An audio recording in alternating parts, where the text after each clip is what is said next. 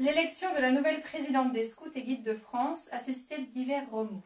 Pourquoi? Alors, la raison en est bien simple, c'est que la nouvelle présidente de cette association, Marine Rosset, présente différentes caractéristiques un petit peu surprenantes pour une association d'église, comme on dit aujourd'hui. En effet, Marine Rosset a été candidate au mois de juin 2024 aux élections législatives à Paris sous l'étiquette de Nouveau Front Populaire. Elle est une militante affirmée, reconnue, régulière, de ce qu'ils appellent le droit des femmes, et en particulier le droit à l'avortement. Elle est également lesbienne, donc vit en concubinage, en relation avec une autre femme, et est la mère d'un petit garçon d'1 an et demi, dont on ne pense pas qu'il ait pu être conçu autrement que par PMA, voire également par GPA. Et donc, tout cela a suscité une certaine émotion, dans la mesure où cette association est une association qui bénéficie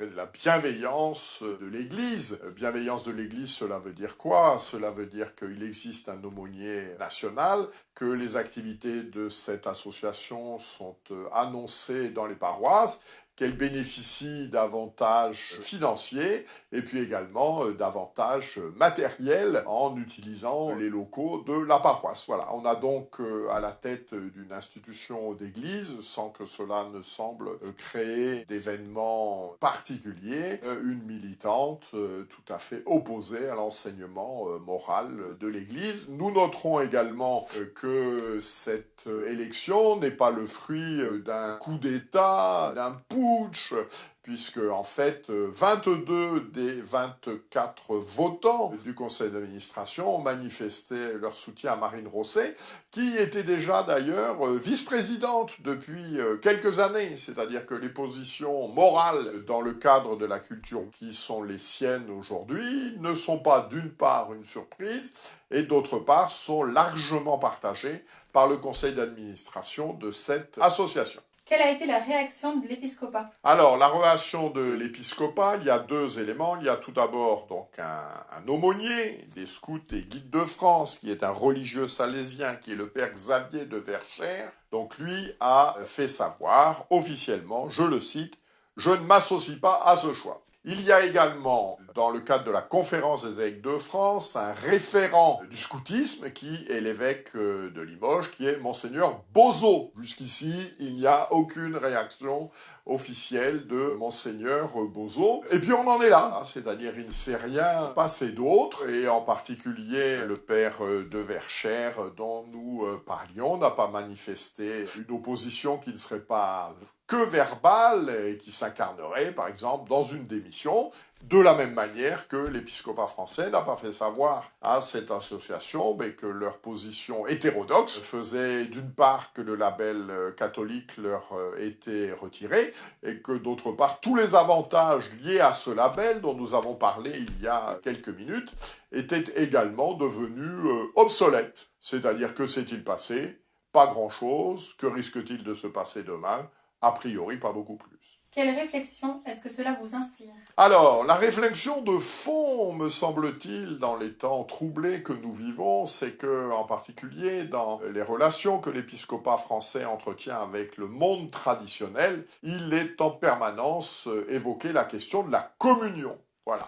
Le fait de vouloir étudier les vérités de la foi dans le catéchisme de Saint-Pédis, le fait de vouloir être baptisé selon le rituel antérieur au concile, le fait de vouloir se marier selon également ce rituel avant que la réforme n'intervienne, tout cela serait un signe de rupture de la communion. Voilà, donc c'est le leitmotiv quand on entend les spécialistes du sujet, Monseigneur Jordi, Monseigneur Lebrun, voilà, toutes ces pratiques manifesteraient une rupture de la communion qui rendrait légitimes les mesures d'ostracisme prises par les évêques français contre ce que l'on appelle communément les traditionalistes, interdiction de se marier avec le rite traditionnel du mariage, expulsion de la communauté Saint-Payère de plusieurs diocèses, Grenoble, Quimper, Valence, persécution régulière, petite note mesquine, la dernière étant le fait que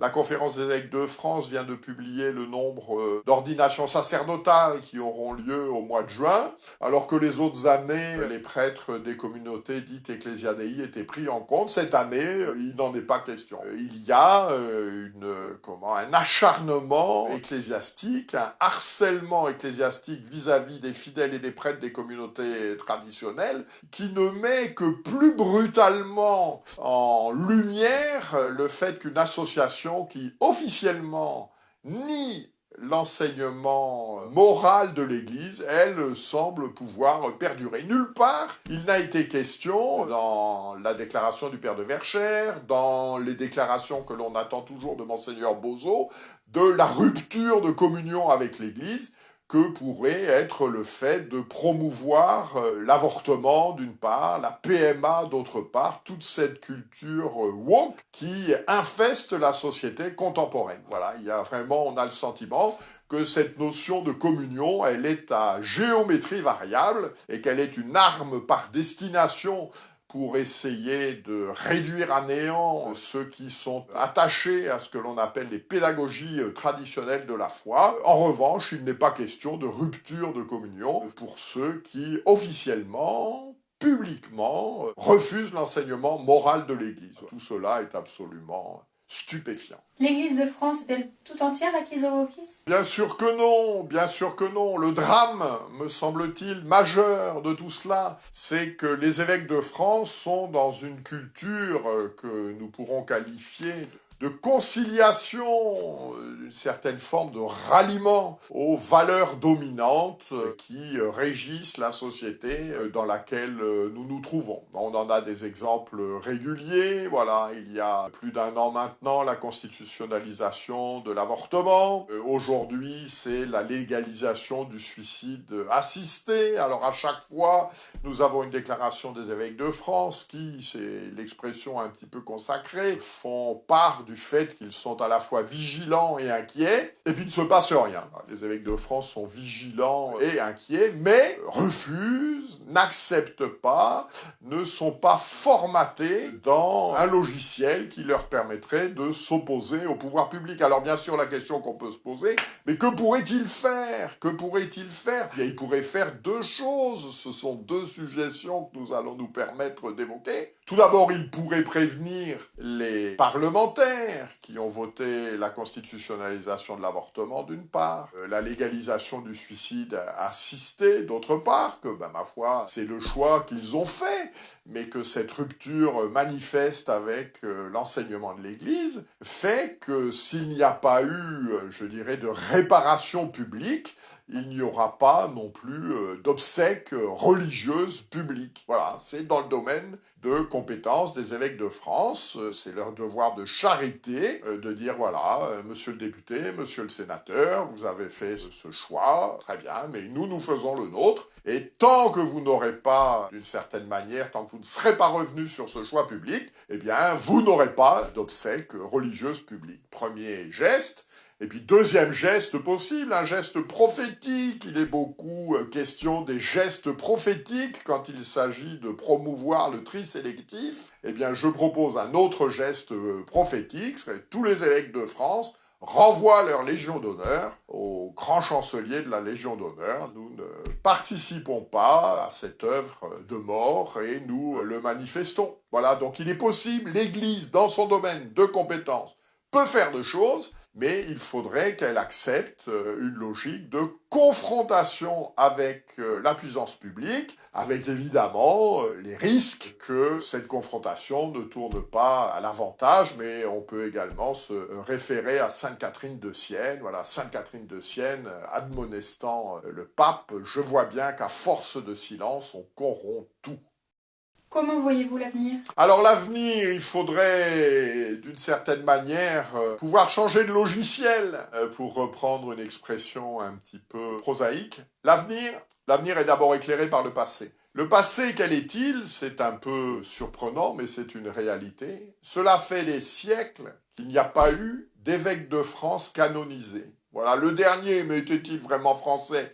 c'est un petit peu plus compliqué, c'est Saint François de Sales, puisqu'il était savoyard, la Savoie, ça n'était pas encore la France, et puis il était évêque de Genève. Ensuite, il y a eu, au début du XVIIe siècle, le bienheureux Alain de Solminillac, qui était évêque de Cahors, voilà, qui est bienheureux, il n'est pas saint.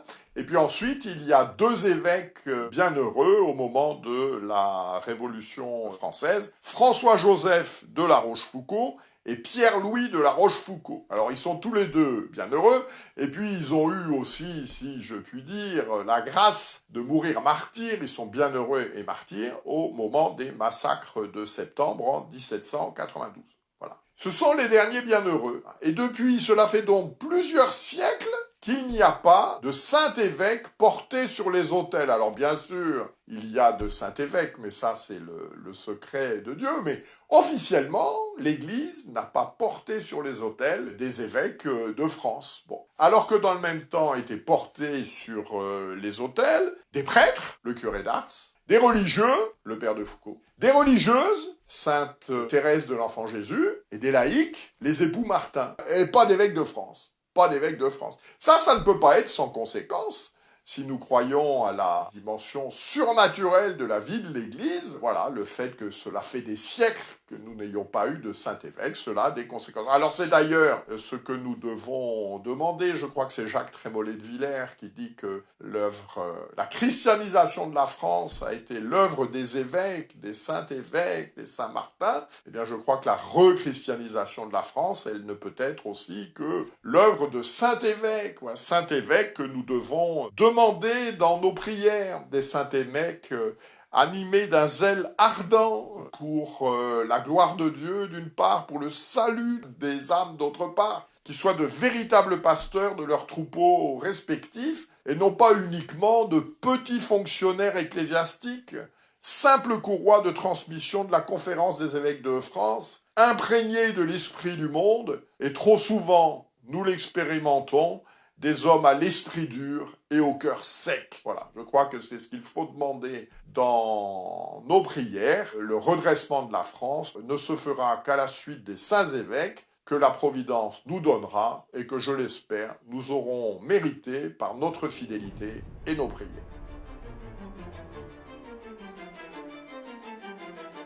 À l'aube d'un nouveau pontificat auront lieu le 4 octobre prochain à la salle Athènes, dans le 9e arrondissement de Paris, les 4e assises de la tradition. Nous vous attendrons nombreux autour des conférenciers, des participants au colloque, des auteurs, des associations pour réfléchir ensemble aux défis à relever par le nouveau pape Léon XIV.